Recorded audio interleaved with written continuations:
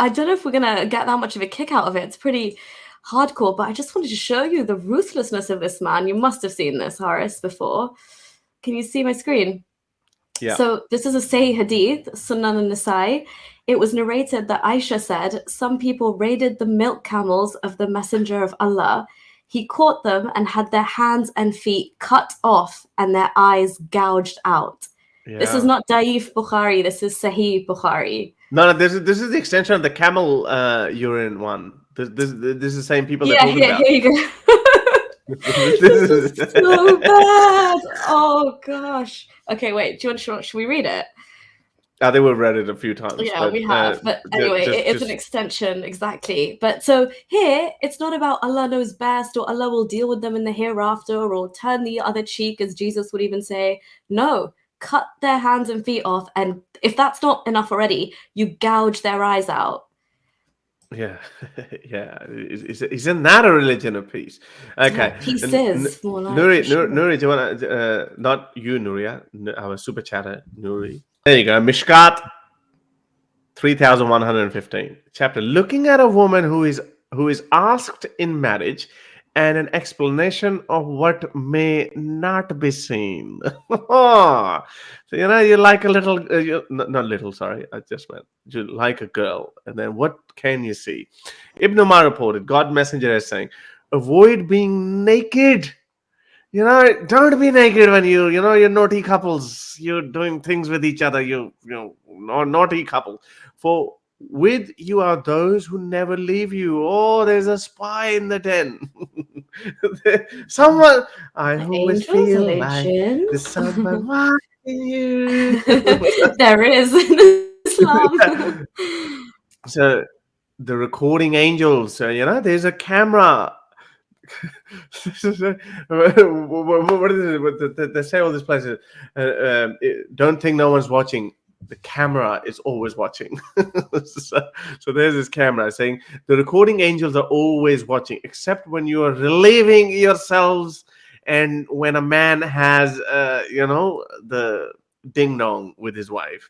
So observe modesty before them and honor them. So, just These quickly be done with it. Are literally like Big Brother, right? That's like the epitome of and that's why actually I never made the link, but in that hadith you just showed, it said they only leave you when you are basically like when you're actually in the act of having sex or you're in the bathroom, right? Relieving yourself, as that hadith says, which it explains so much, because the time I was no, I think it's like if you're urinating, number 1 or number 2, whatever you're doing. Okay, in the toilet. Could be number 4 as well. It could be a number 4, true. But but in this hadith, that's covered by you've actually probably had sex and they've been watching. Because I think wanking is haram. I think masturbation. Well, no, Zakir kind of changed his views on that. Remember? Yeah, he did. He said, it's okay because it protects you from having zina. Yeah, exactly. So even then, it's prescribed as a protective means against something that's Islamically illegal. Anyway, when I was a child, I would always be told, obviously, not to speak from inside the bathroom, because that was the misconception that they said if you speak, so if I say something or answer yes or call out, the 2 angels, recording angels, think I'm done, and they would come in the bathroom and then they'd see me in that state. That's what they would tell me. So I would be really scared to always just be like, we need toilet roll, or I can't speak, you can't yell, I'd be like, a text might work. Who knows? Yes. Okay, angels are like, okay, this is our cue to go in. Oh, Mulberry, you're still. That's literally what they said. I would actually imagine them waiting outside and they were recording this thing and okay, we're just waiting for her to come out now, and then they're like, oh snap, we got punked, we need to write those bad deeds down. But I never heard that. Oh, well, there you go. Nuri is saying, Nuri is correct. She heard that too. She probably had that too. You can't make this stuff up. Nuri knows. We never heard that. I think our Muslim family members are smarter than your Muslim family members. Hey, shots fired. But they didn't say that. They didn't say, hey, don't say yes from inside the toilet. They didn't know that hadith then. Yeah, maybe. Yeah, well, good for us.